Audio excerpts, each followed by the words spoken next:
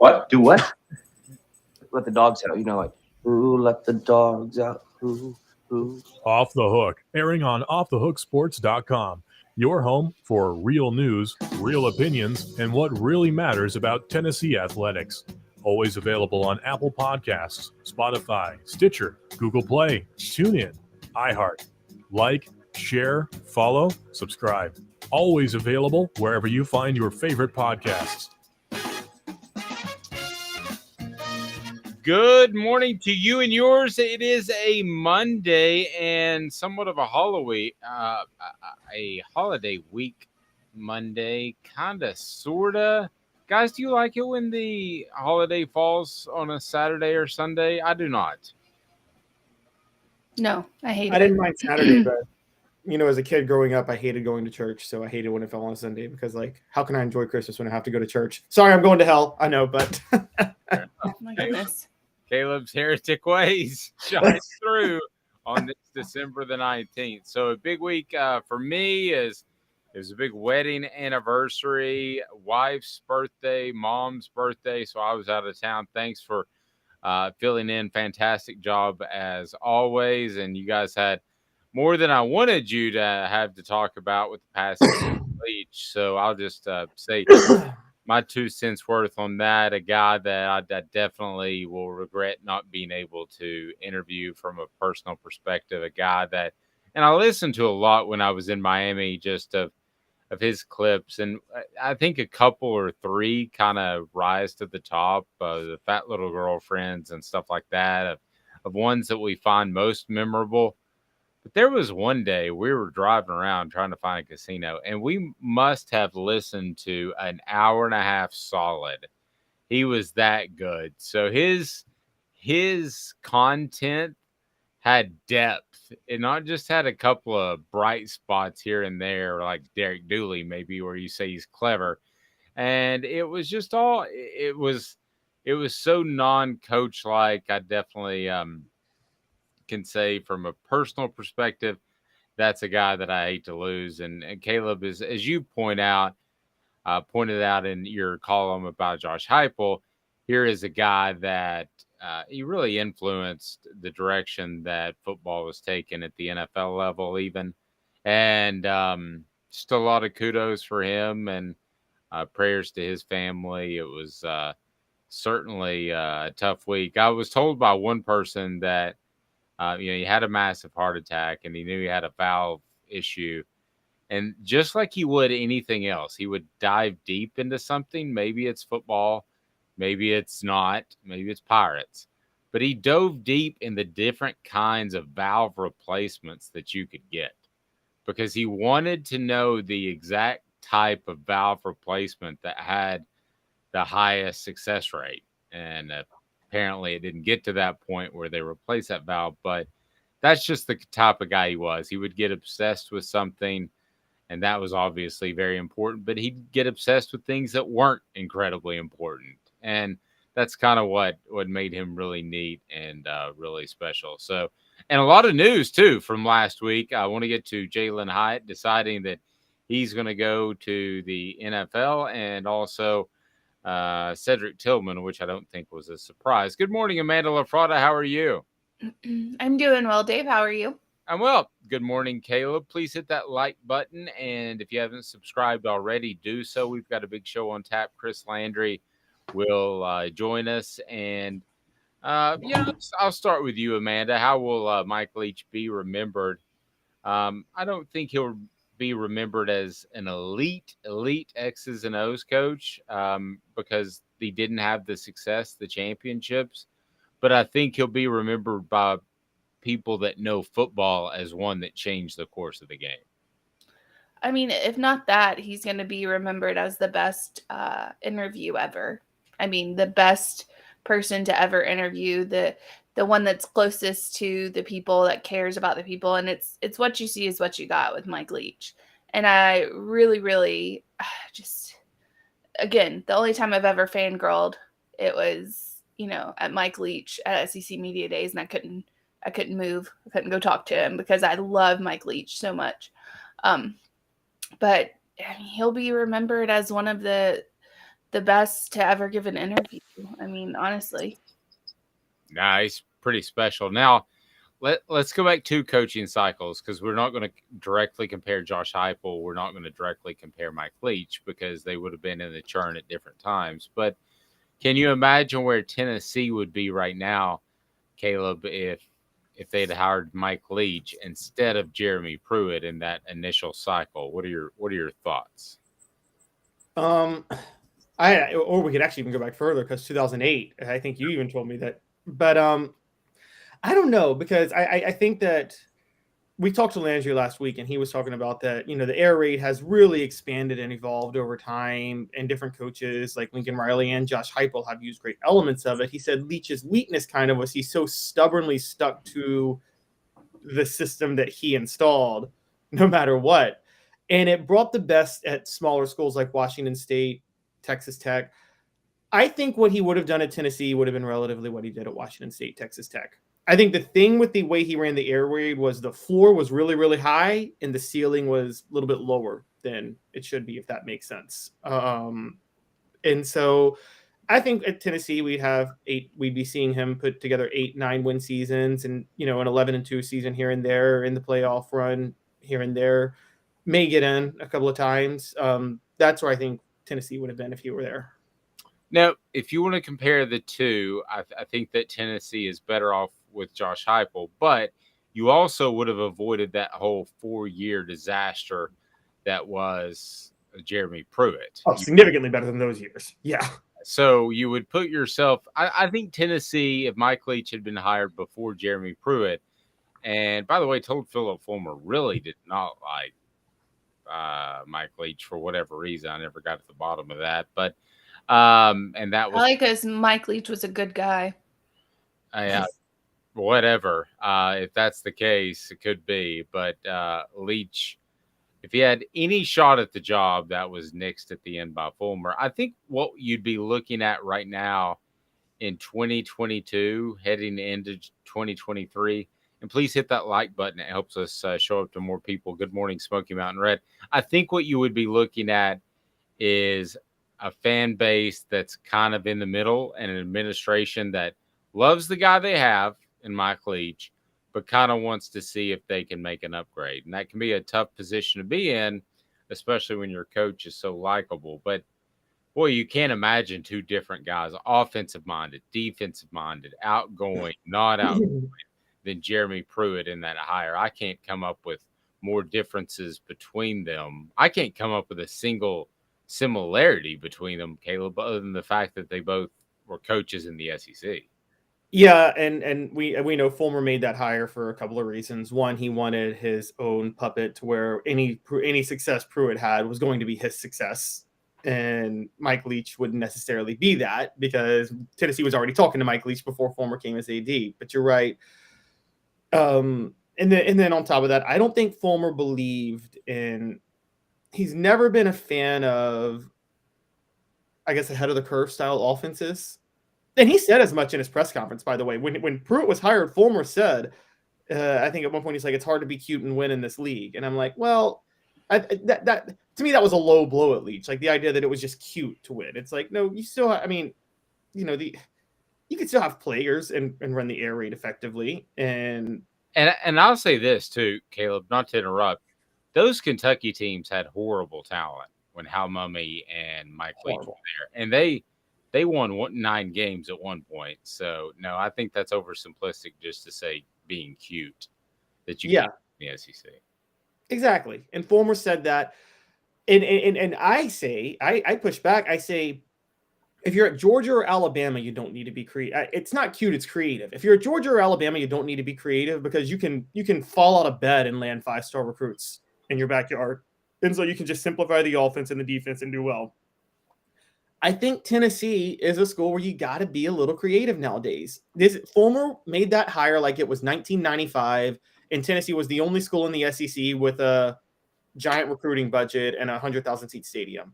That's not the case anymore in the SEC, and you can't win.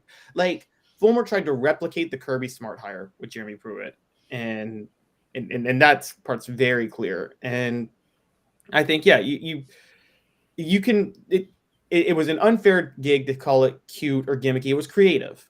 And creative, you can still win being creative. And so, I mean, Urban Meyer won 2 national championships with a creative offense. At the time, it was creative. Steve Spurrier had a creative offense in the 90s and absolutely obliterated the SEC. So I thought that was – I also thought that was a low blow when Fulmer said that.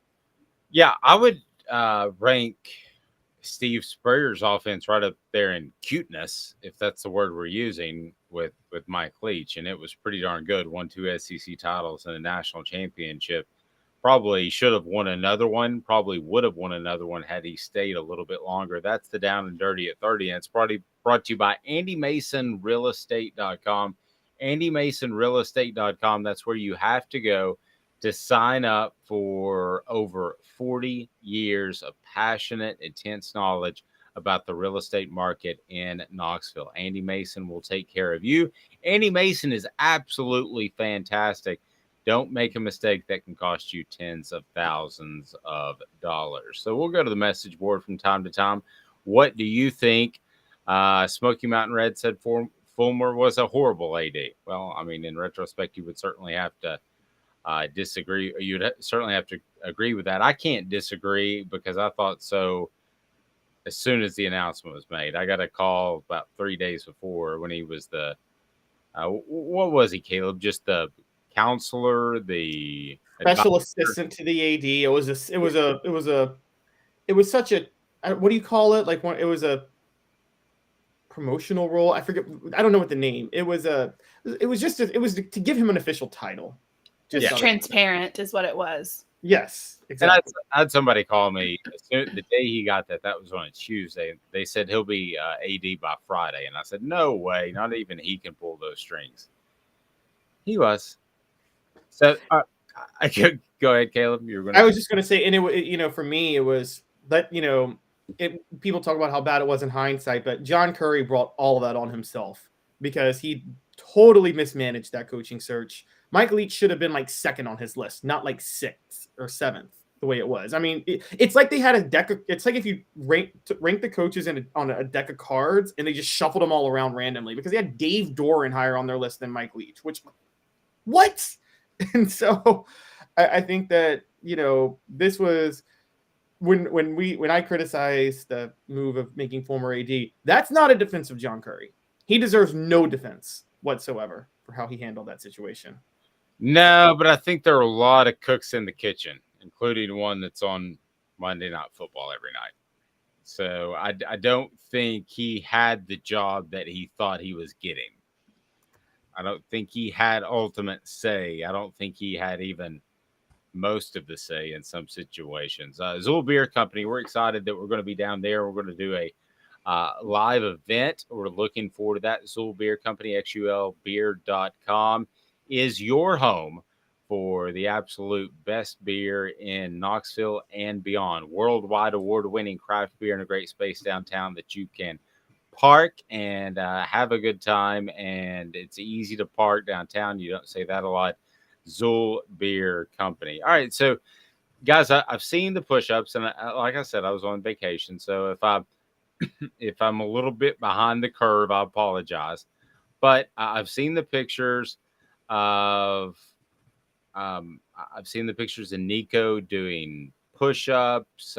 Tennessee's 5-star quarterback is on campus, Nico Iamaleava, and he seems to be everything that Tennessee fans could want for now. So I want to ask you this question because I was just on the flight back from being out of town, and I'll put this on my Twitter page. We can make it today's tough question if Amanda approves. But I just put it simply this. What are your immediate expectations of Nico? So I'd start the opener. I'd start later in 2024. And that should be just learn in the first year. So it would be start later in 2023. My apologies. So let's just go ahead and reset this. How about that, Amanda? I shouldn't be doing poll questions without you. Absolutely not. Okay. But do you see the direction I'm going here? Yeah. So I would say, what are your expectations of Nico? And then we could say immediately starts, or, starts in 2024, I guess, or starts midway 2023. I don't like the video of him doing the push-ups, though. Why? I don't, because I think it's kind of a humiliating thing that you have this quarterback in here, and he's rumored to have a huge NIL deal, and the first thing you do is, oh, Nico's here and he stepped on the tee, let me video him doing push-ups. Like, I feel like this, I don't know, I mean, it's just me, but I feel like if I'm Nico, I'm like, I mean, I don't mind doing the push-ups. Did you have to blast it everywhere? I don't know if that was UT that blasted it. Perhaps he blasted it to be viewed as one of the team. I don't think it was him. I think it was a coach. I don't have a problem with the push-ups if that's part of the initiation. I think it's probably good for him to do that. That's fine. Just don't blast it all over social media and like embarrass the kid. Had good form, elbows in. I was pretty impressed. Push from the chest. Caleb, your thoughts on Nico doing push-ups? Yeah, I didn't mind it as much. I mean, I got to be honest with you guys. This seemed like a dig at Jeremy Banks more than anything else, because we know about those rumors of him not doing the push-ups. That's what I thought of, to be real. Yeah, it seemed like a massive dig at Jeremy Banks, and it basically being like, this guy's not going to cost us a shot at the college football playoff. And so Smoky Mountain Red said have him do more leg presses instead. That's true. The guy does still look light. Daniel agrees with Caleb. Daniel says, I think it breaks through the idea that he's above certain things just because he's that guy. Yeah, and he was smiling, and he did it. How many push-ups do you think that he could do on demand? Like if he got $1,000 of push-up? I'd say 50, because I mean, I think he could go as long as he wanted to, because he's got nothing pushing up. Like he's it's not like he has. I know he doesn't have a lot of muscle, but he also doesn't have a lot of mass. So it's not like he's pushing up a lot. Now hit that like button, and that way we can be a part of your day-to-day. We're here at 8:30 Eastern each and every day with Caleb Calhoun and Amanda LaFratta. I'm Dave Hooker. I didn't have a problem with the push-ups because he was smiling and it was a good thing. But we have seen some of these, if there's a hazing thing, we have seen them go awry where it could start a fit. And we have seen this locker room go awry as we did before South Carolina. So, yeah, I think you just want him brought in. So what's our today's tough question? I'll go ahead and play the element and tell you who it's brought to today. Today's tough question is brought to you by our friends at Guardian Investments. I'll tell you more. Today's tough question is now. We do our research. Have you done your research? We're working like heck. Today's tough question. What's the real debate? You sipping my soupe, Guadalupe? Exclusively on Off the Hook Sports with Dave Hooker and Amanda LaFratta. You drinking my sake, Kimosabi? Oh my God. In a world where knowledge is power, education is the battery that makes it run. That's why at Guardian Investment Groups, they make sure that they are able to tell you where your money is going and why. That's a financial strategy, not just do this, do that with your money. They are that awesome. So Guardian Financial Investment Group, and all you have to do is go to GIAplantoday.com, GIAplantoday.com. And with all this video conferencing we have, which you see right here, that means that GIAplantoday.com can hook you up, and you don't even have to be in the same town. They're all over down in Florida and Tennessee, and they'll take care of you. So, Amanda, how are we phrasing this, since I did a very poor job yesterday on the flying? All right. So I said today's tough question. What are your expectations of Nico? Your first choice is that he plays in the Orange Bowl. Second is that he starts the 2023 season. Third is starts halfway through the 23 season. And the fourth is he sits until 2024. Okay, so I'm a recruiting guy, right? I covered it a number of years. I'm supposed to sit back and tell you how 50% of the recruits will flame out. And if you go back and look at it statistically, that's it. Any school, 50% tend to flame out, 50% tend to be good. Very few have immediate impacts, usually about 4 to 6. I'm going to tell you, I think he starts day one of the 2023 season. And here's why I think that, for a couple of different reasons. Travis said he sits till 2024 unless emergency, but here's why I think that he will start the 2023 season. And can you guys give me a little bit of leeway on this? So, like, if they run Joe Milton out there, injuries aside from this entire discussion, but if they run Joe Milton out there and they don't like what they got and he's starting by week 2 or week 3, that kind of counts. Can I get that much wiggle? Just a little. You're not giving me that wiggle? You would be the halfway through then. Okay. So if I have to choose, I will say starts at the beginning of the season. And here's why, Caleb.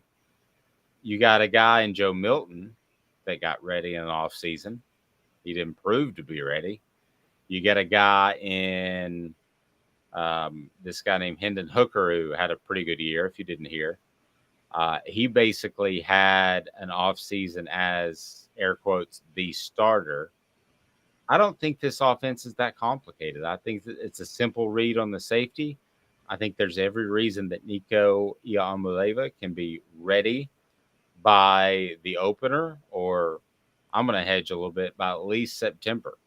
I think that's very possible and very doable, especially with the fact that he's on campus right now. Your thoughts? So before I give my thoughts, should we not have an option of never starts? I'm just saying, should we not throw out the possibility that he never ends up starting at Tennessee? Could he be a total bust? Yeah, I mean that's a possibility. So I don't think that's going to happen. I will say, I'm sorry. I already sent it, so I'm sorry. It's okay. I don't think anybody would vote that anyway. I mean, yeah, no, that's true. Nobody's going to vote that. So, Amanda and I talked about this last week. I would say I think he probably should start in 2023. But, Dave, I know we debated it before because you talk about the difference between practice players and in-game players, and I get that. I don't see that as an excuse for how Heupel decided to start Milton over Hendon Hooker last year. I think Josh Heupel has a personal bias to Joe Milton. I do. Very similar to how the coaches in 2005 had a bias to Eric Ames when Rick Carlson was clearly the better quarterback. I think Josh Heupel has a personal affinity for Milton. Remember, he recruited Milton when he was offensive coordinator at Missouri. Then Milton was the first guy he signed as a transfer when he was at Tennessee, started Milton. These accuracy issues, I'm sorry, I refuse to believe that you can't see those in practice. And so I think Heupel has a bias to Milton, and I think that's going to say why.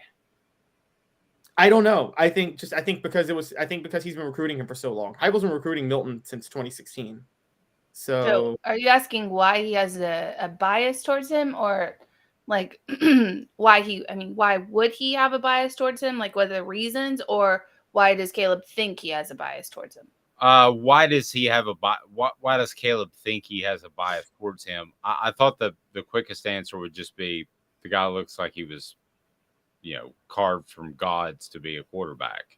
Physically, I thought that's where you might go. But why do you think he has an affinity for Milton? Well, yeah, I think that's part of it. I think he's been recruiting Milton for so long, again, since 2016. I think we know Josh Heupel's first breakout quarterback as a coordinator was Drew Lock, where Drew Lock and Milton share similarities. They both have gigantic arms. And so I think Heupel prefers Hendon Hooker is not really the type of quarterback Heupel seems to prefer usually. It seems like he usually prefers the quarterback with a huge cannon for an arm, accurate or not. But Milton is so inaccurate. But I think Josh Heupel keeps looking past that, honestly. And I think to his own undoing, he's going to stick with Milton. So I'm going to say halfway through 2023. I think it's more likely Nico starts some point in 2023, but in the second half of 2023. So are you telling me that Joe Milton essentially has to get the job and lose the job? Yes. Yes, that's what I'm saying. think he's saying he has it already. I think he has it already. Amanda, do you think that he has to lose the job, or could there be pressure from the outside to play Nico, and could he be that good where he takes the job? There's a difference between losing a job and someone taking a job. I think we'd all agree with that. Correct. I think there is a difference between losing it and someone taking it. I mean, look at Jalen Hurts and Tua. Jalen Hurts didn't lose the job. Tua took it from him. So I could see Joe Milton, I think, is going to lose it because I think we've seen him lose it before. I think Hendon Hooker came in just like killing it. I think Joe Milton dropped the ball and you had to make a change. Now we've seen Heupel have pressure from, it looks like, the administration or outside or boosters, whatever, to make certain changes or to uphold certain suspensions, like Jalen McCullough. It seemed like Josh Heupel kind of trended that way when that happened. It wasn't really, it didn't seem like it was in Heupel's hands as to whether McCullough was able to play or not. I think that was an administration decision. I think that there's a little bit of that at Tennessee.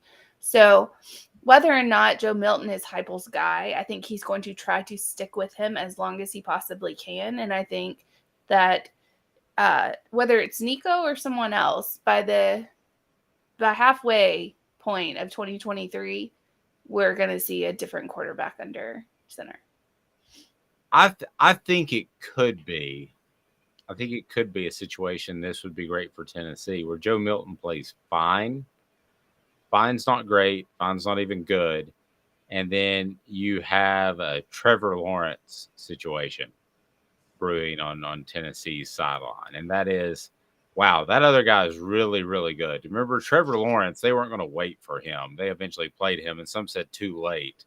Who did he replace there, Caleb? Who was that? Kelly Bryant, who ended up, ironically, going to Missouri to play for Derek Dooley as offensive coordinator a year later. Right. So that wasn't a case where Bryant made a huge decision or a huge mistake or had a terrible game. That probably happened this past year with DJ Ajugulande.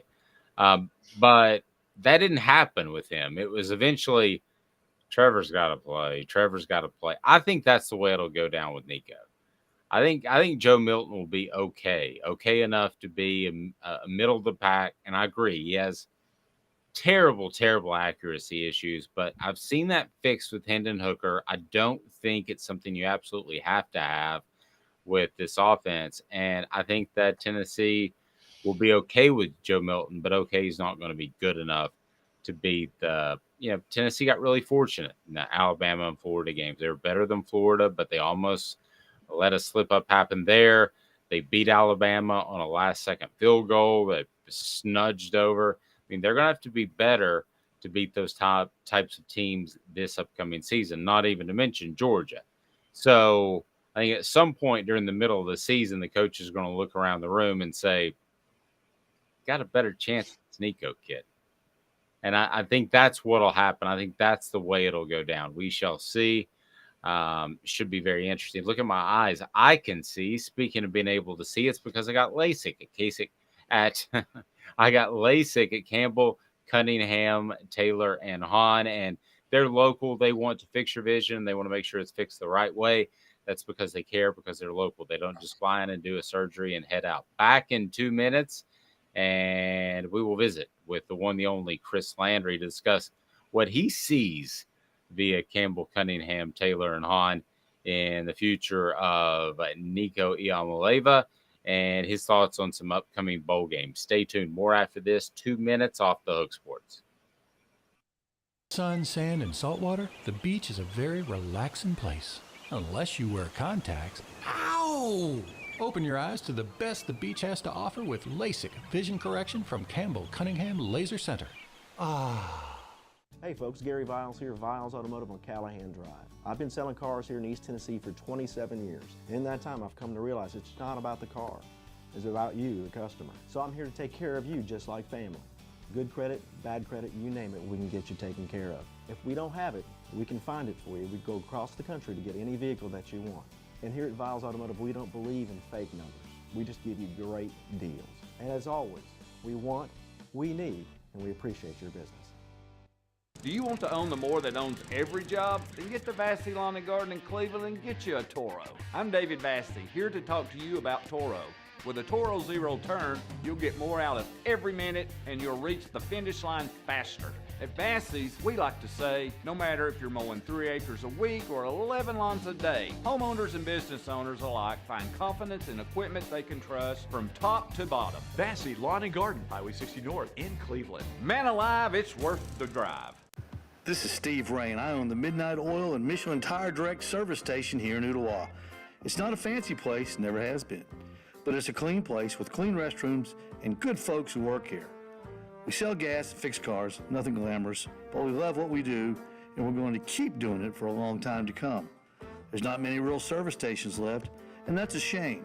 We're the guys just like the guys back in your hometown. We'll fix your tire, change your oil, and put a new set of Michelins on your car. If you want a Twinkie, you'll just have to keep on going. Thanks for the business.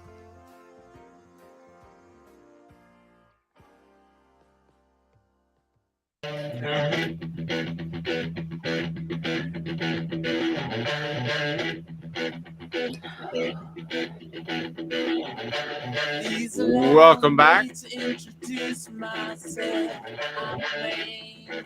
So what's best case scenario for Joe Milton as you see it, Caleb? I think he could finish out the season. I mean, I think I've told you guys, no matter what, I think next year is a transition year anyway. I don't see any top 10 finish in next year's season. So, because there are problems beyond the quarterback that Tennessee has to address next year. So I was seeing 8-4 anyway next year as kind of a cap, and 8-4, 9-3, and then I was calling for my 2024 national championship prediction. But so I think he can finish the year. Wow, you're calling your shot for 2024? I'm calling it right now. Yes. It's pretty strong. You want some of that action, Amanda? I'm taking the field. It's kind of tough to pick that one. Hit that like button if you like the fact that Caleb Calhoun is on the record. Tennessee wins the national title in 2024. I was at a casino last week, and I was going to call you for some games I might want to play in the bowl season. Call both of you, and that was a really fun casino. It had no sports book and had no craps tables. Wow. Well, they probably don't allow sports gambling in Florida yet. Well, and they have this major window that sits between you and the dealer. Oh gosh! So it's like if you try to say something, like you get 8s. They say, "Do you want to double down or split?" I'm sorry, I can't hear you. Do you want to double down or split? I think I would like to split those. I'm sorry, what did you say? I would like to split those. Couldn't get out of there fast enough. Have you ever had a really bad casino experience? Because by golly, when I go in a casino, I expect them to do everything that they possibly can to make me comfortable to give them my money. I don't want to wait for my the tonic and lime. I don't want to wait for my wife's Diet Coke. Got a decent amount of money on the table. I want to be catered to. I don't want my parking to be 5 football fields away. Am I being a diva there, Amanda? Because you're kind of agreeing with me. No, I dated, had a relationship with someone who was like a casino, I don't know if you should call him a high roller. I don't know what you would call, but I was at the casino like every weekend. And so I know exactly what you're talking about. Yeah. Yes. After you go there for a certain amount of time, it's like, I don't want to see the same thing in the gift stores. Like, can we change that up, please? Can we do something different? I don't want to have to walk this far to get my Pepsi. I don't want, You become a diva. And it's like if I walked into Amanda's house and I said, I want to give you $1,000, I would expect you to ask me, would you like to sit down? I mean, that's not asking too much. And they did the trick on me too, where you ask for a voucher. So I may be too old for both of you guys for this, but you used to ask, say, hey, can I get a food voucher? And they'd give you a voucher and you'd go have a nice restaurant because you just lost a couple $100. He did the trick to me where he walks around and he's looking for his manager. He's looking for his manager and then comes back after about, Amanda knows this, comes back after about 20 minutes and said, I'm sorry, the manager said that you hadn't qualified. You can go to guest services. Like guest services, that's where you go to get like the pen, that you can write Hard Rock in. And my wife goes to guest services, stands there in line for 30 minutes, gets nothing. I'm like, what has happened? You can't even get Oh man, that would have never. That would not have flown in my previous relationship. There would have been. I have horror stories about the behaviors of the person that I dated. Yeah, I almost went leaving for Las Vegas when he flips the table. I didn't do that. Chris Landry joins us now of Landry Football. Chris, we're just telling casino stories, but you weren't allowed to go to any of those as the coach, correct? Casinos, I know that certainly wouldn't have been a good thing to do. But I never was into gambling. I don't know what it is. I've got some friends. I've got a really good friend who's a PGA pro, a teaching pro, and I don't know if you know, a lot of golfers, they just love to gamble. I mean, they gamble, and he's a huge football fan, and he just is constantly, what do you think about this game? I'm like, I don't even know what the line is. I mean, I'm not even paying, it just doesn't interest me. And I don't like cards or I did nothing about it interest me. Quite frankly, I understand they give, sometimes free meals that might interest me, but if I got to gamble, you're paying for it just a different way, right? Yeah. They don't even do that anymore. Oh, they don't? Yeah. Well, there's no point. I want to ask you about Nico Yamaleva, because for those that haven't maybe listened to the program since its inception, which was way back in June, one of the things you and I talked about early is how he had improved not only as a prospect, but just how he improved from specifically his junior year to some tape that you saw him and saw him at the Manning Academy. Correct me if I'm wrong. And just your thoughts on him in general, how he's gotten better now that he's on campus over the past year. Well, I noticed some just from the underclassmen tape, junior tape to this past year. You could see a little improvement in some of his technique, and I think he's worked with a quarterback coach and spent a little extra time on working footwork and things like that. And I thought, he did a little bit better. That's normal, right? I mean, you should get better the more you do something, the better you get. So it's not like, a breaking news thing. I mean, it's a good thing. He's dealt with some injuries, been a little bit of a setbacks at times, but he's progressing, and I thought he did a really nice job. The guy's got a lot of talent. He's got a lot of charisma, a lot of what I would call potential leadership characteristics. I think the fact that he's kind of embraced the program, the city, the university, and kind of taking the bull by the horns on helping to recruit other guys. I mean, all those things are good leadership signs. So I think, it's all positive in terms of his physical and I think intangibles. One of the things I want to ask specifically, it just seems like the ball pops out of his hand really well. Just that arm strength. I know that's one of the things you said you wanted to see. One of the things you like to see actually in person, but what have you been able to garner from that? Yeah, no, the ball does have a nice pop come out of the hand. It does explode, which is something you can't teach. It's not the most important thing. It's not everything, but boy, when you have it, it's a tool in your tool belt that can help you. You see that in the league. And just, when you look at the Josh Allens, the Patrick Mahomes, the Justin Herberts, they just do things that they make some of the throws even this weekend, and you say, my goodness, there's only but about 3 or 4 guys around that could do that. So when you have and that's just when things break down and you just can create and make a play. He has that type of physical ability with an arm strength to be late or to be improvisational and still get it there in a hurry. Whereas the guys that are some of the greatest that's ever played, they don't have that, but their timing and their anticipation is so good. So, necessity is the motherhood of invention.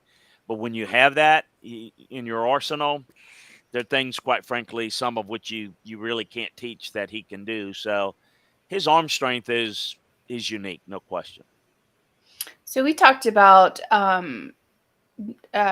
Milton and some of his issues that he's having, and also the fact that Josh Heupel seems to have a lot of, I don't know if confidence in Milton is the word, or belief. He seems to stick with his guy, Milton.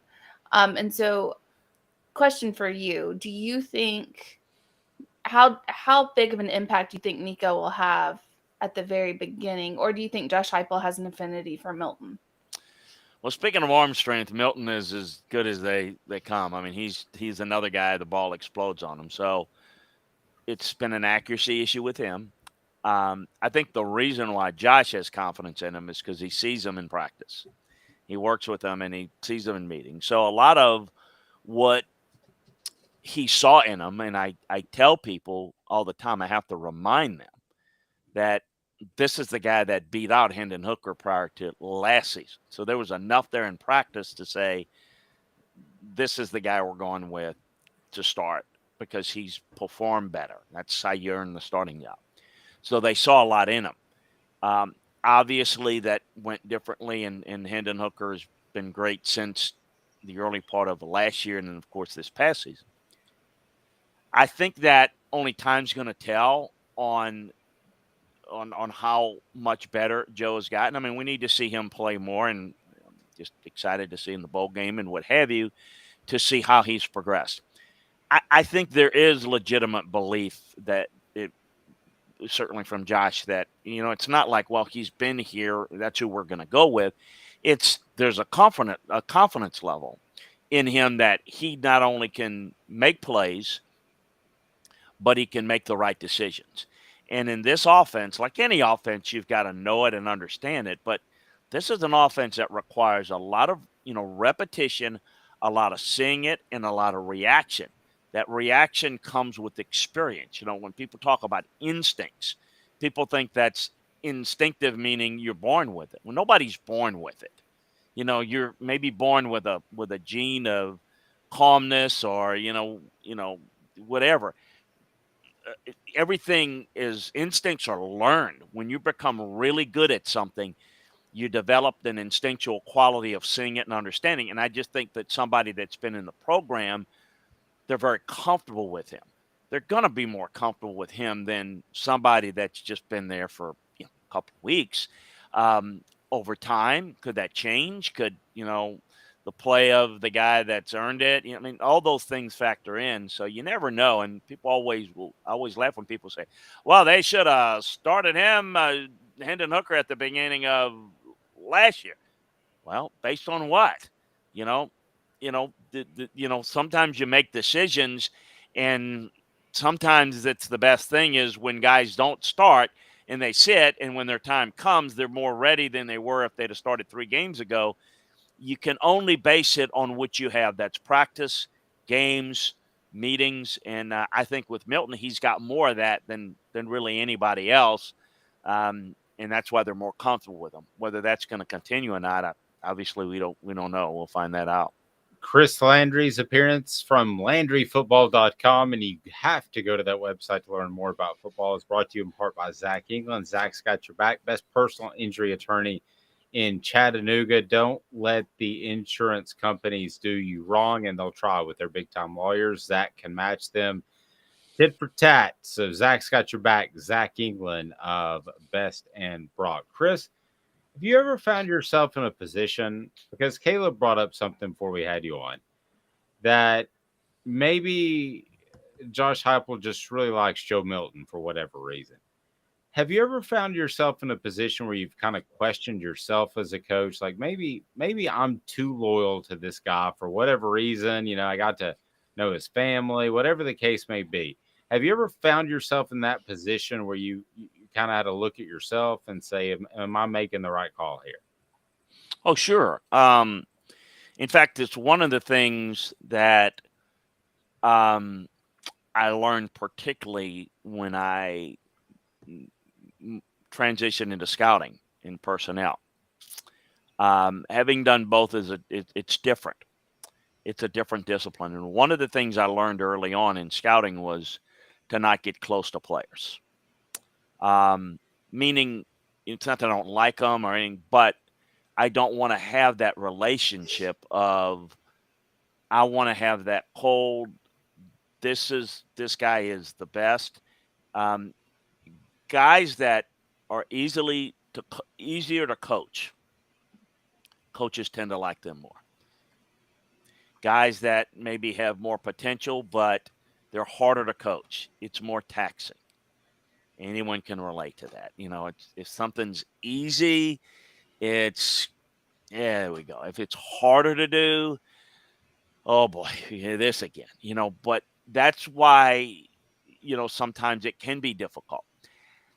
Again, though, I don't think he liked Joe Milton more than he likes this guy. He certainly didn't like Joe Milton more than he liked Hendon Hooker as a person. It's just the reason why coaches, as a rule, like guys that have been in the system is just what I just said. They've been in the system. They've worked with them more. The more you work with them, the more you develop a relationship. The more you've taught them, the more they learn and understand. It's like anybody running a business. If you've got a person that is your right-hand man or lady that has been in the business for a while and they know how things are done, then there's a new person that's brought in. There's a belief that person's really good or you wouldn't have hired him, but there's a learning curve that they don't know how we do that. What does that mean? And then, so it's not the innate,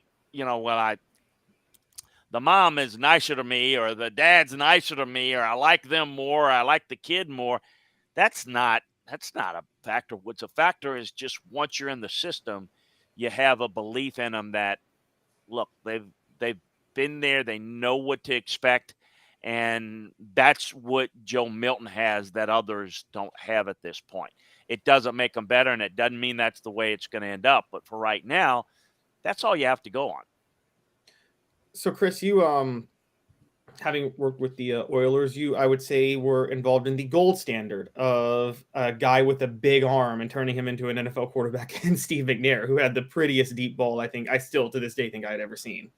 What are some of the things you guys had to tweak with him, and do some of those things apply to a quarterback like Joe Milton that may need to work on some of his accuracy issues? And are they and could they be similar in that way? Well, Steve had come from an offense at Alcorn where he was never under center. It was oversimplified, meaning basically it was a shotgun, roll right or roll left.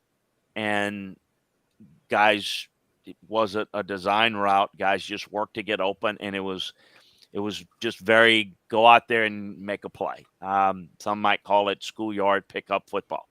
So he had to really learn a system. First thing we had to do is teach him how to take a snap under center, because we were going to be an under center team. We'd run some shotgun. So what we did, first thing we did is we didn't start him, because that puts practice doesn't make perfect. It makes permanent. So if you put a guy in and he's not ready, all he's going to do is resort to what he knows and not what you're trying to teach him. And you're just ingraining bad habits. So the first thing we did is we had a veteran quarterback that we had signed, Chris Chandler, and then after him, after a year, Dave Craig.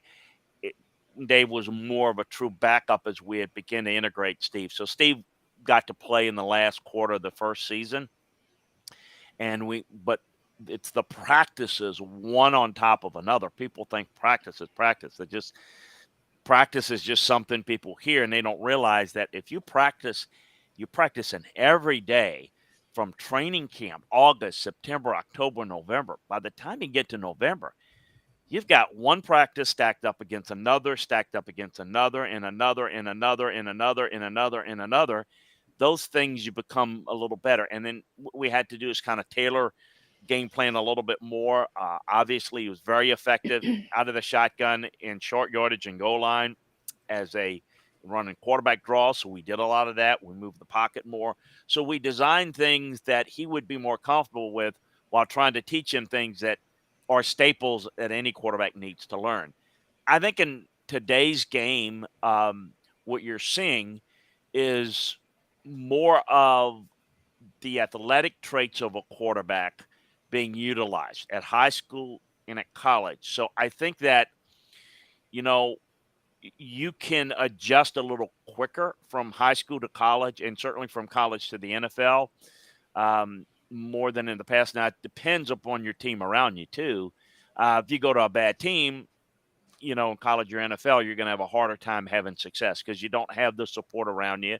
Guys are not helping you to make plays, even if you got a play to be made. So I think what's going to happen with Nico is, what's really important for the team and for the locker room in general, players are smart. A quarterback has to come in and win the team. If you're like, well, you come in, you're going to start, and a lot of things are said in recruiting, usually what is said is you're going to have an opportunity to start. And you've got to win the team. And the only way you win the team is when you get in that huddle as a quarterback. I'm talking. You get in that huddle, everybody needs to buy in. And the only way they're going to buy in is if you know how to call a play, how to execute a play.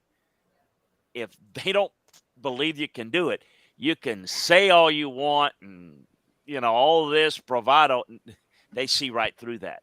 So it's something that has to be earned, not for just earn's sake. Once you prove that you can lead this team and the offense better than anybody else on the field, that's when they're going to follow you. So how long does it take for that? Depends on the individual. Depends on who's coaching them. Depends on who's learning, what's their learning curve, how difficult the system is, the players around him, how quickly they're able to assimilate. It's not a one-size-fit-all.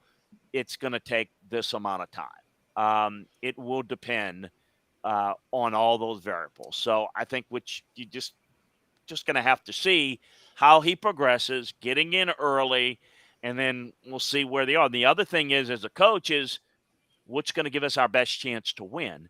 And so I think that's where, maybe a certain guy with experience is going to get the first start. But if he doesn't play well, then maybe you tend to go with the younger guy and say, well, we'll ride with him now. I'm sorry. Go ahead, Amanda. Excuse me. Sorry. Coach Landry, looking at Tennessee right now, put yourself in Josh Heupel's shoes. You have a lot of decisions to make, obviously, about quarterback. Transfer portal, do you go after somebody there? Nico, Joe Milton, Taven Jackson. What would you do as a coach, just looking at outside in? What would you do as far as that's concerned? Yeah, I mean, I would want to look at a possibility of I don't want to just go get somebody in the transfer portal. There's going to be a specific guy that I'm going to want, not just one, but it could be a type of guy, and it might be one guy, two guys, three guys, and I'd try to recruit those guys because I want to have depth. I don't want to have, in any system, but particularly in this system, to have a quarterback that underperforms or gets injured, and I've got to rush a guy that's not ready. You talking about a season that could go really bad. I mean, that could go 6-6 and look like Florida, this year, next year for Tennessee if you don't have good quarterback play. So I'd want to have some insurance. I'd want to have a guy that that has got enough experience that I can come in and he can, with not as many reps, be able to run this offense. Okay. And so having somebody in the mix and getting Joe Milton is ready and then getting Nico, those are all things you've got to work simultaneously. Now, how much reps do you give to each? Depends upon how the players progress. So, I mean, I think that there's a reason why they signed Nico. There's a reason why they believe in him. But when is he going to be ready to take over? Heck, you don't know. They don't know. It's not like, yes, come in. It's not like, go to the doctor and you take these antibiotics for 2 weeks and you're good. It doesn't work that way in coaching. It's like you come in and we're going to spend a certain amount of time with him and then he's going to be good to go. That you don't know. It's a day by day. You work him hard and he might end up being the guy day one next year. He may not even play next year. Mm-hmm. It depends upon how he performs, how he develops, how Milton plays. The guy that's going to be the best, that's going to perform the best, and that's just not just physically, but the understanding is going to win it. So to me, you want to, at this stage, you want to put enough pieces in there, and then you work them from a coaching standpoint and give them certain amount of reps in certain situations. You can, in the offseason program, there are things you can do and work. And just to me, it's not as difficult as people make it out to be because the cream rises to the top. I mean, the player that performs the best and earns it, that's the one you have the most trust in. And so it's like, it's kind of like evaluating players. People say, well, you evaluate this. A player evaluates himself, how he plays and what his skill sets are. You just got to know what to look for. And as a coach, you've got to teach them. You got to work them hard, and you got to push them. And who's going to respond to that? Sometimes younger guys, it takes them a while to get to the adjusting to the college way of coaching and learning, and got a lot of other things going on campus, and just a lot of things that kind of retards their development of getting there. And then I've had cases where a guy just comes in really, really quickly. So I think you got to put the pieces in place. You got to have options. You got to have insurance policies, so to speak, and then you got to coach them hard, and then it'll play its way out. Chris's appearance is brought to you in part by Vassy Lawn and Garden. Man alive, it's worth the drive there in Cleveland. I don't care if you're coming from Nashville, Knoxville, or Chattanooga. Cleveland, Tennessee is the home of your industrial mowers that you need, your commercial mowers, and they're able to buy in quantity so you can save money with your business. Also, residential mowers, they have that as well. Vassy Lawn and Garden. Man alive, it's worth the drive. How many days? Because we like to sit back in the media and say, oh, they're going to announce it on Friday or the second week of camp or whenever. How many days do you typically know before you make it public that that's probably the guy? Oh, I mean, when you announce it or when you actually know when he's the guy? Because I think it's a because I think it's again a gradual process. You begin to see this guy's a little bit better at this, but then the further you got more work to do in terms of practices, you see guys regress, you see guys come on. And so there's a point where you start to get a feel for who the guy is. It's rarely, it's not like, it's rarely okay, we're going to announce it Monday at noon, that Sunday night you're going, oh, is it A or B? B, A. It's football, and it's, you pretty much it's trending one way.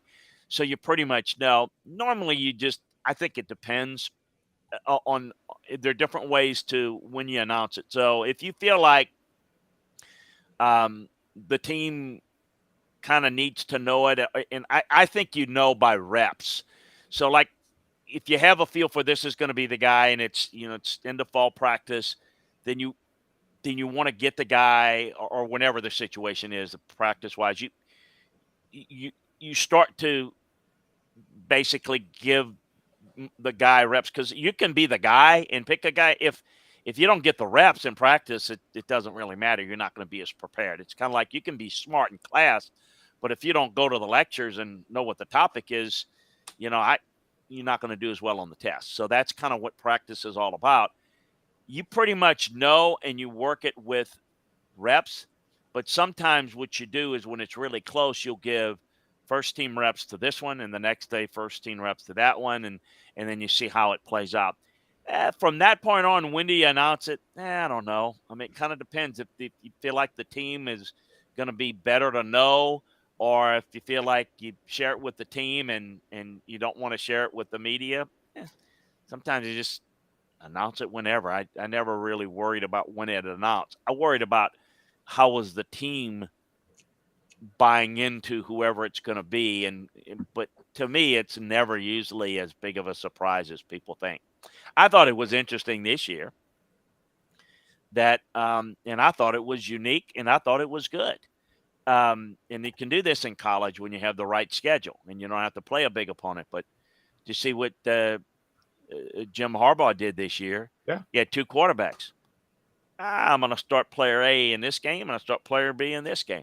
Just give them both a chance. It was close enough.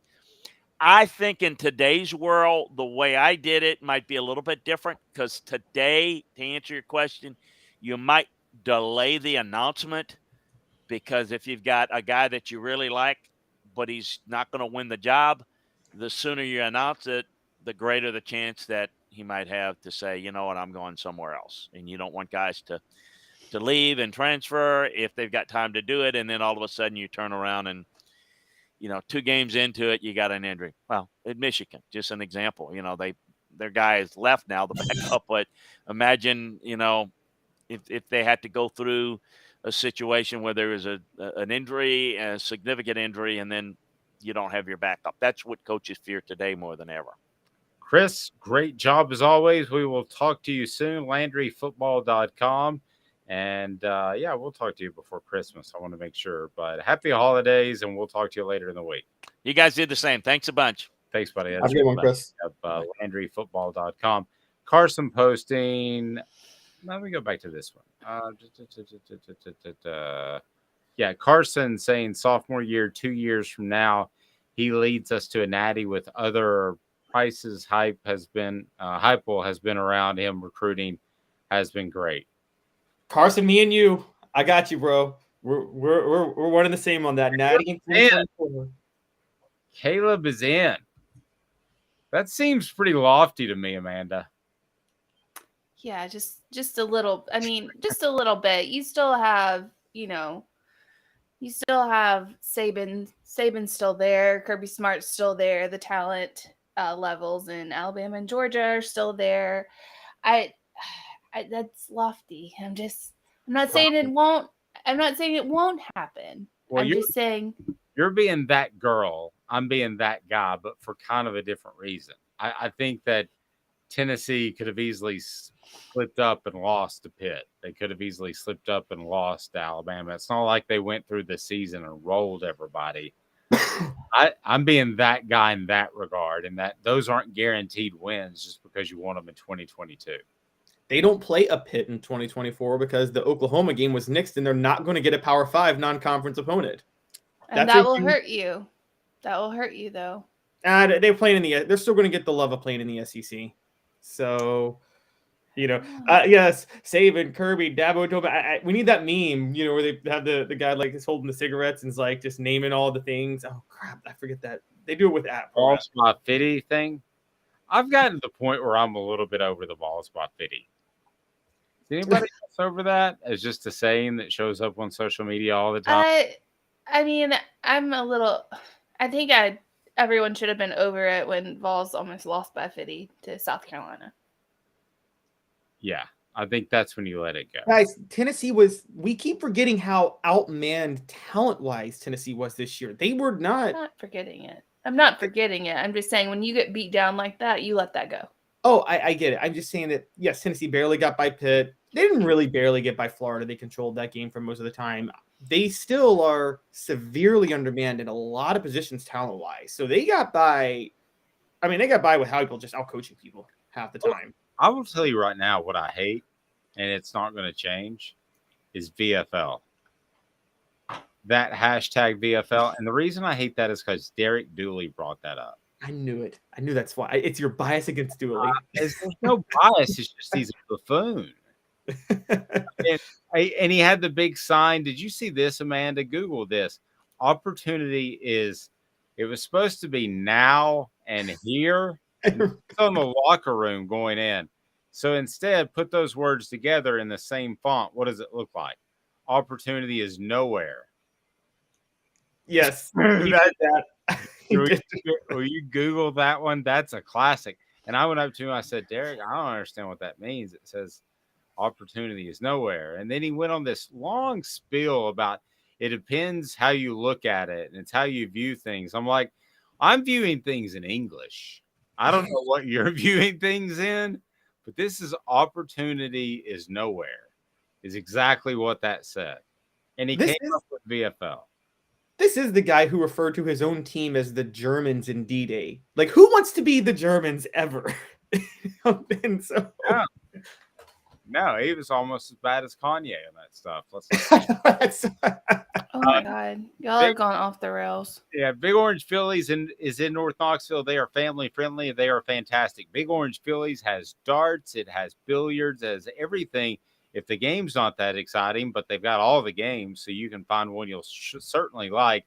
It's on Maynardville Pike, close to Maynardville. It's also close to Halls. It's close to Powell. So stop by Big Orange Phillies. You will love it. And family friendly. I say that again.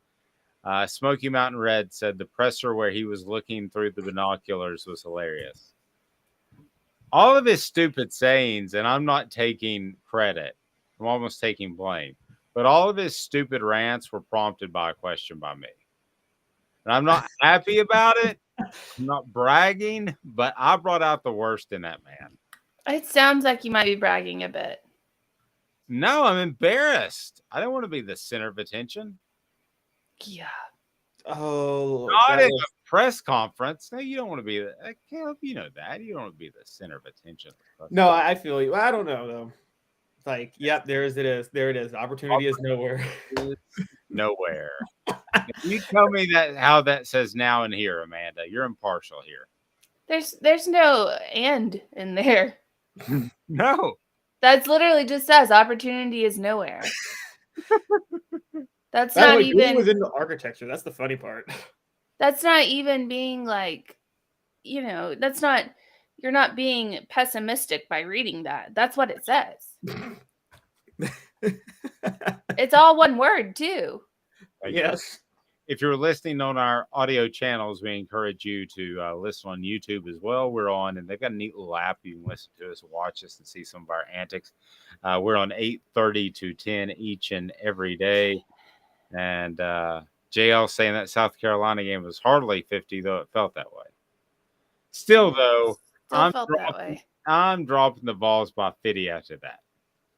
After that game, I'm moving on. I'm not moving on from City Heating and Air Conditioning. Looking forward to meeting with them tomorrow. cityheatandair.com.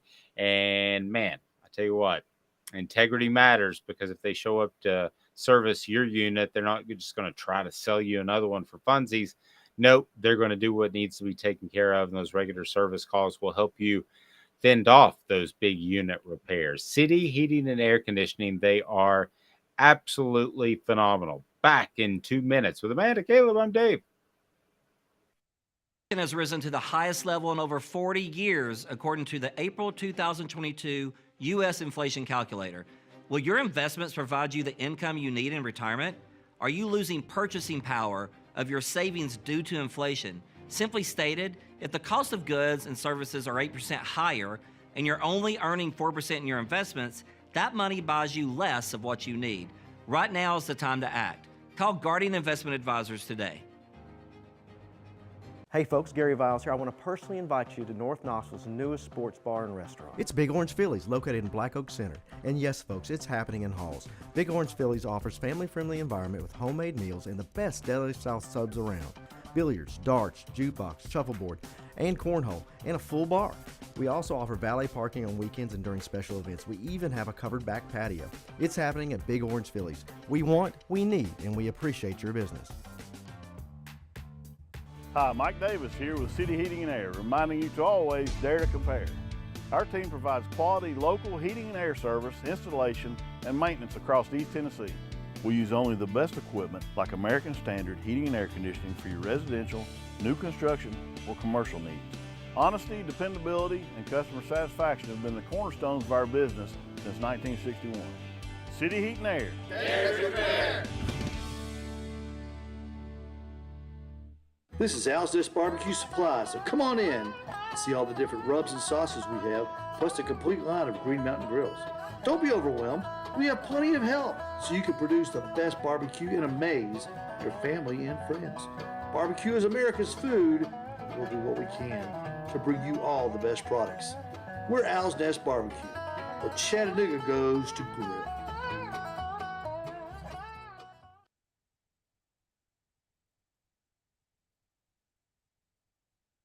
Got cataracts? We can fix that. Never miss another moment. With a little help from Doctors Campbell, Cunningham, Taylor, and Hahn at cctis.com. Putting things in perspective, exclusively on Off the Hook Sports with Dave Hooker. You're so old. When you were a kid, rainbows were black and white. And Amanda LaFratta. New kids on the block just called. They wanted you as a backup dancer. This day in sports history is brought to you by Campbell, Cunningham, Taylor, and Hahn. I can see. I was in the ocean. I was in the pool. Didn't have to worry about contacts. Why? Because I got the LASIK surgery. Also fantastic for cataracts. If you've got somebody elderly in your family circle you need to take care of, you need to send them to Campbell, Cunningham, Taylor, and Hahn. All right, so this day in sports history, kind of a big one. December the 19th, 1961, Chattanooga native and football legend Reggie White was born. Reggie White was recognized as a member of the NFL 100 all-time team.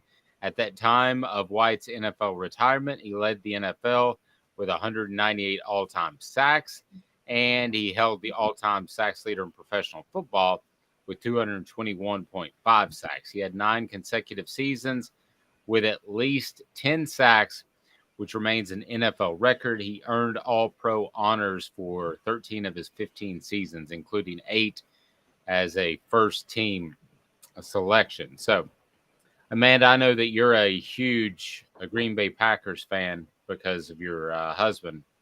So, no, she holds true to her fandom. Let me start with you. Your thoughts on Reggie White, because he's got a couple of years on you, and I'll share mine, and Caleb, get your thoughts as well. Every time I think of Reggie White, I just think of how sad the ending was, I guess, for him. And it was sleep apnea, wasn't it? Yes.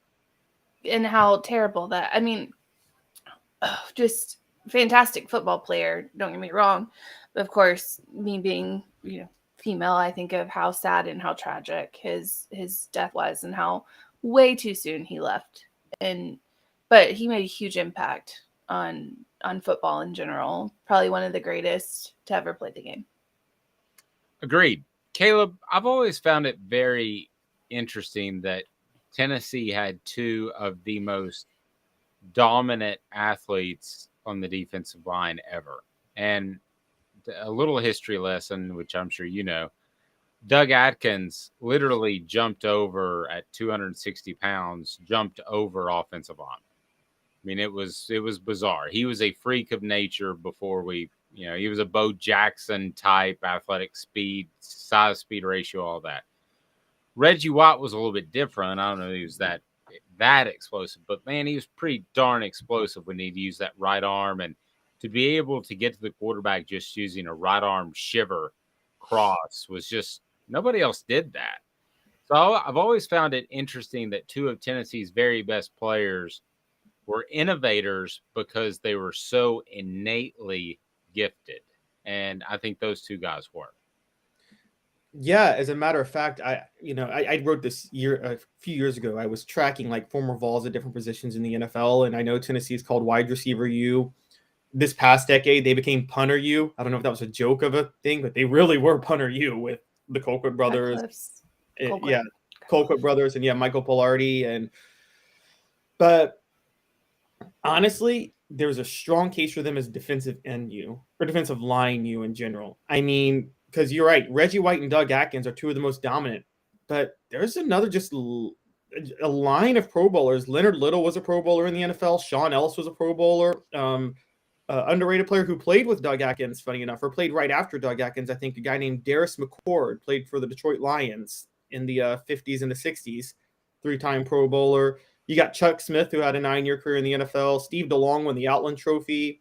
Robert Ayers. I mean, that doesn't even get started with the interior, which I still say it's mind-boggling to think that John Henderson and Albert Hainsworth were teammates together at defensive tackle in 2001. And that, whatever your thoughts are on Albert Hainsworth, and look, I don't really have that many positive thoughts of Albert Hainsworth, if I'm going to be honest with you, but God, he was a freak of nature athletically.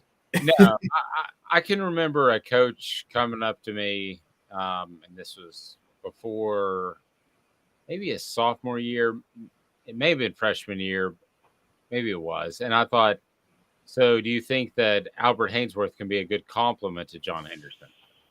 And he goes, the way he stings the ball or stings the offense when the ball snapped, said he can be better. Right then, I was like, whoa. John Henderson was an All-American at the time. Outland Trophy winner. Yeah, coming into that season. I was like, he can be better. And he goes, yeah, you watch. I was like, oh, it's kind of true. He just had that special sting. He's one of those defensive linemen that I could imagine kind of like a Zion Williamson could probably 360 dunk it. Where John Henderson may be a better all-around guy, especially against the run. But Albert Hainsworth was one of those guys. I'll give you a bit of trivia. How about this? So speaking of Johns, what Alabama player is widely considered one of, if not the best, offensive lineman, and this has a tie to Tennessee? Hannah. Yep, that's exactly right. Do you know where he's from? I'm assuming Tennessee. He's from Chattanooga. Isn't it weird that John Hannah and Reggie White, though they didn't play at the same time, grew up arguably the best defensive and offensive lineman in the history of football, grew up within, it's like 8 blocks of each other. Isn't that strange? Well, that southern border of Tennessee right there that's always been fertile recruiting ground for Alabama and Tennessee. I think Fulmer's from around there and said that he seriously considered going to Alabama back in the 60s. It was between Alabama and Tennessee. So yeah, it's an interesting kind of that little slither. As a matter of fact, it's Winchester, right, Dave? Where like Fulmer and Johnny Majors are both from, like that county right there, right? Oh, Fulmer's from Winchester. Johnny Majors had a lot of strong thoughts on Winchester and the residents that came from there, and he is from another area that's right over the hill. Oh, okay. So that feud started way like. Oh yeah. Yeah. Oh, yeah. Speaking of ingrained. We spoke about great and Mike Leach being a great interview. Johnny Majors was the original, probably best. I wish I could have been a reporter when Johnny Majors was coaching in the SEC. Like, he's a guy who would have answered any question you asked him. Yeah. And it was completely different back then. They'd go on that Skyriders tour instead of media days like Amanda and I went to. So they'd hop on a plane and they'd go from school to school, which they're getting ready to do an SEC story short on that, which I'm really excited about. And afterwards, after they'd cover practice, what would you do? Can you imagine this? Well, you'd go have a couple drinks with the coach, kick it with him. That'd be fun. Can you imagine that? Oh, that'd be great. And I know Johnny Majors, I think, liked to drink, didn't he? So. He did. And I was told by some of the older guys that Paul Bear Bryant was totally different than what you thought he would be, and that all of them would just sit around and have a couple pops with you at night, have some whiskey with you.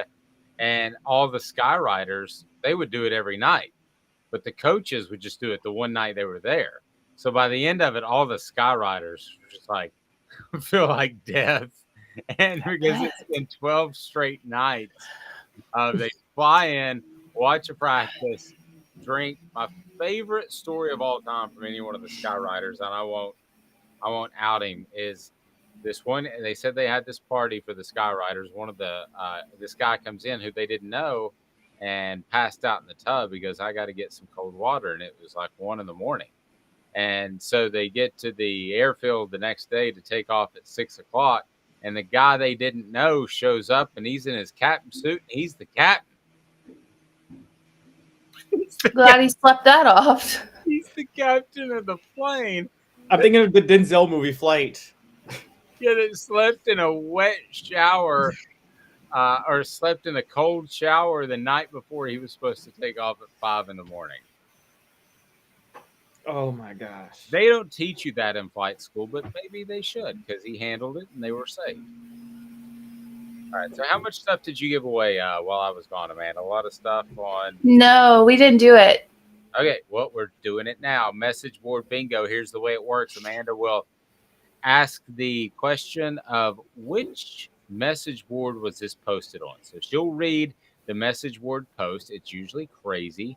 And then if you can beat Caleb to the final answer, then you'll win one of a couple of things. We've got a Craft Treats prize pack. We've got a Owl's Nest barbecue prize pack. We've got good stuff. So you just need to be on there posting before Caleb comes to his final answer, because Caleb is way better than me at this. So there you go. It is message board bingo. It is a tradition unlike any other. 420, Bob.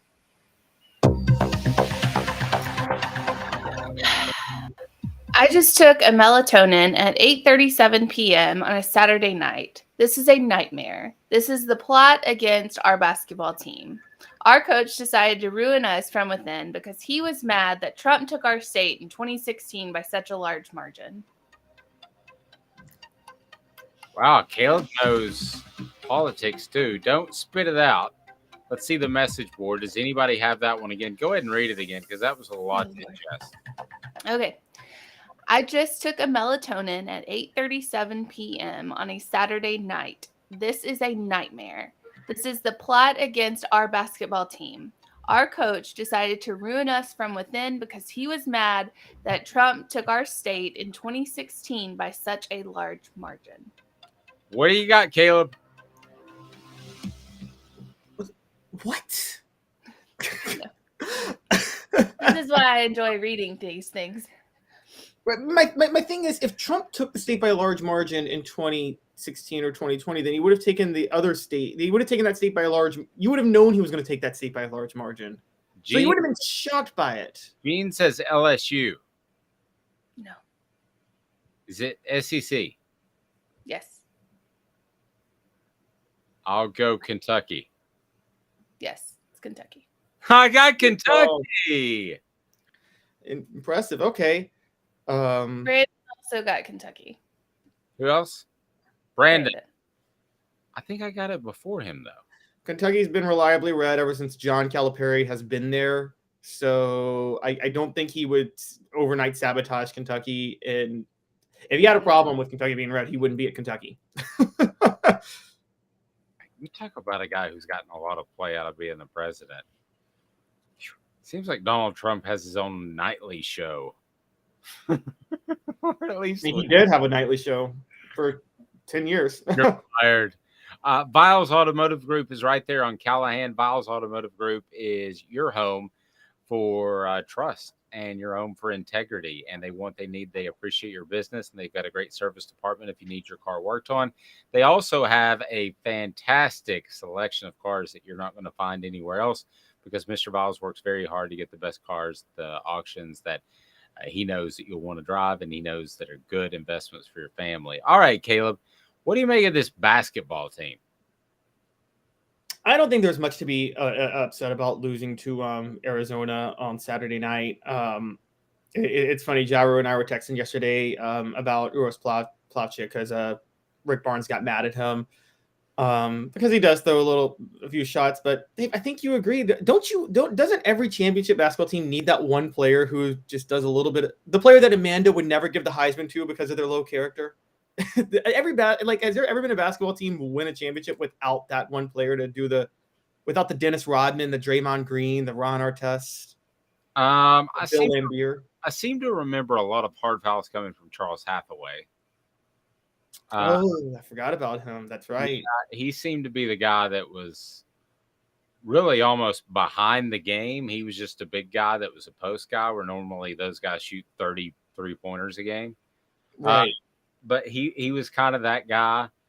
I'm trying to think of some other examples. Oh my gosh, who was the really tall 7-footer white guy from Carnes?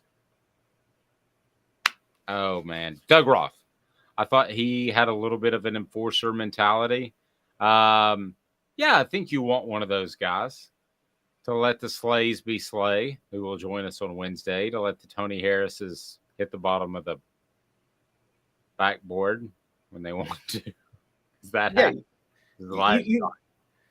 you need one guy who's going to maybe throw a shot. Maybe, Kendrick Perkins talked about this in the NBA. He said, look, when you get to the NBA and you're a post player, there's a guy that's going to throw punches at you, and they want to see if you're going to fight back or not.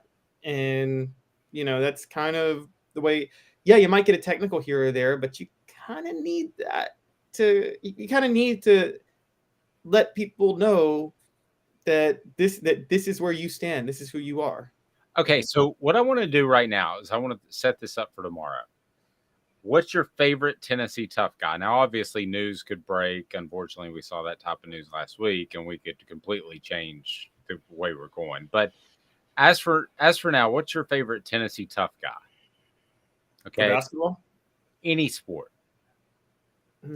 Favorite Tennessee tough guy for any sport. I might need a night to think about that and come back tomorrow with you on that.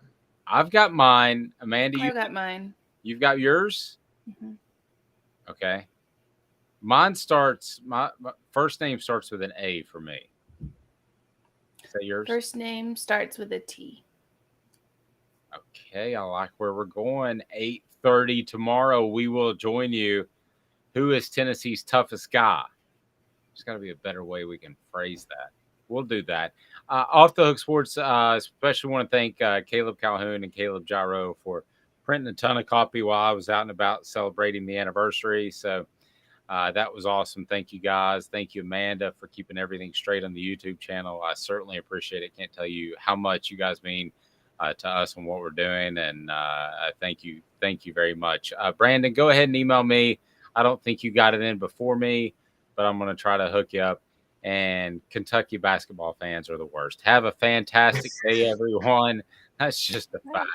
It's a fact. I don't know if I follow the wrong people, but I could hear Kentucky basketball fans complaining after a 30-point win over Villanova. They doxed a referee about 4 years ago. And not Over Ohio State. I'm sorry? Over Ohio State. It's close second. Ohio State football close second. I'm actually still going to go Penn State football because I covered the Joe Paterno scandal at a local area near Pennsylvania, and the way Penn State football fans defended him, after everything that happened, it was. Are you talking about Elon Musk doxing? Because that was actually an accurate thing, and that was BS. Not everybody he suspended was doxing. No, was not. But Kentucky fans did dox an official a few years ago. What does dox mean? Give real-time location of someone's. Direct address and coordinates. That's not cool. Have a fantastic day, everyone. Amanda's Docs coming up next. This has been a presentation of Off the Hook.